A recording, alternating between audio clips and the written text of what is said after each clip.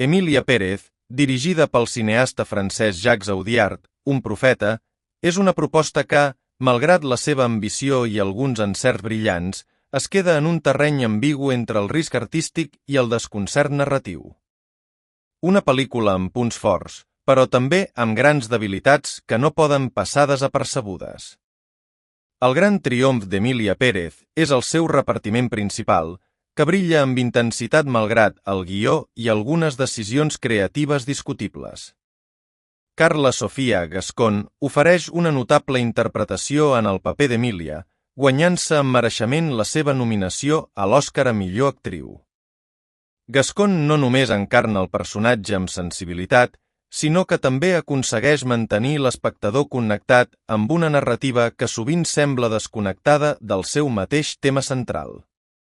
Zoe Saldana, tot i ser clarament la protagonista de la història, ha rebut una nominació a l'Oscar a millor actriu secundària en un moviment absurd i típic de Hollywood. No obstant això, la seva presència a la pantalla és innegable i dota el seu personatge d'una energia emocional que eleva moltes escenes. Els secundaris Adriana Paz i Edgar Ramírez també compleixen amb nota, oferint interpretacions sòlides, sovint superant les limitacions del guió.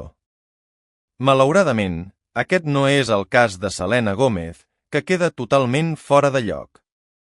La seva incapacitat per parlar un castellà convincent és un problema constant, i la seva actuació manca de credibilitat tant pel seu personatge com pel context narratiu.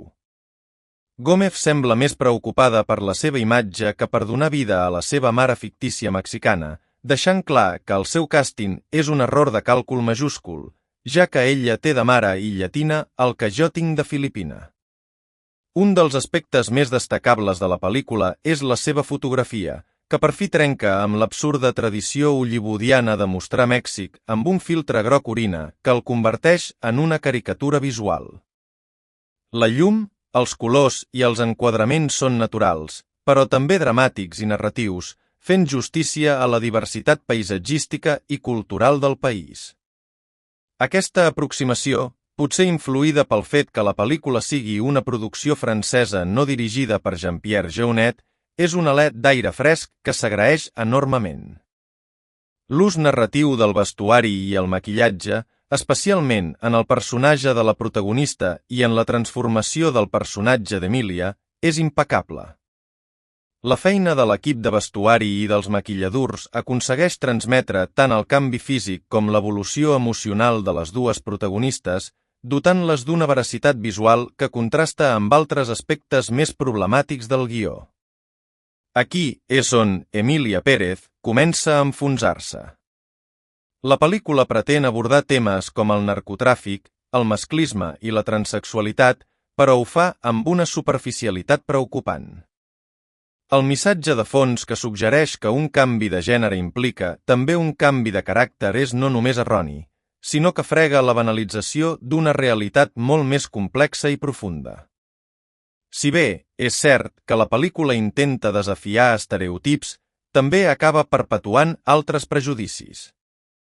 La narrativa sembla transmetre que ser una bona persona és el resultat directe d'una transformació física i biològica, un plantejament que trivialitza la identitat trans i el procés de transició.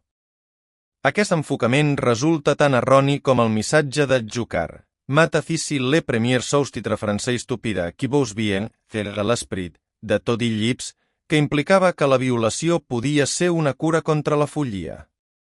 Un altre defecte greu d'Emilia Pérez és el seu format de musical, una elecció que sembla completament desconnectada del tema central de la pel·lícula. En una història centrada en el narcotràfic i el masclisme, la decisió d'incloure números musicals sembla més una excusa per afegir elements visuals atractius que no pas una necessitat narrativa. Perquè un musical funcioni, la música, o la fantasia, ha de ser un element integrador que expliqui o complementi la història, no un conjunt de videoclips que sovint semblen interposats.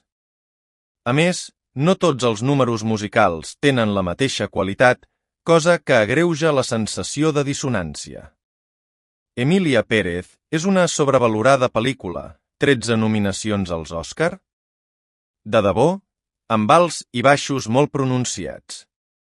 D'una banda, compta amb un repartiment que aconsegueix superar les seves limitacions, una fotografia que evita tòpics i un vestuari i un maquillatge excel·lent.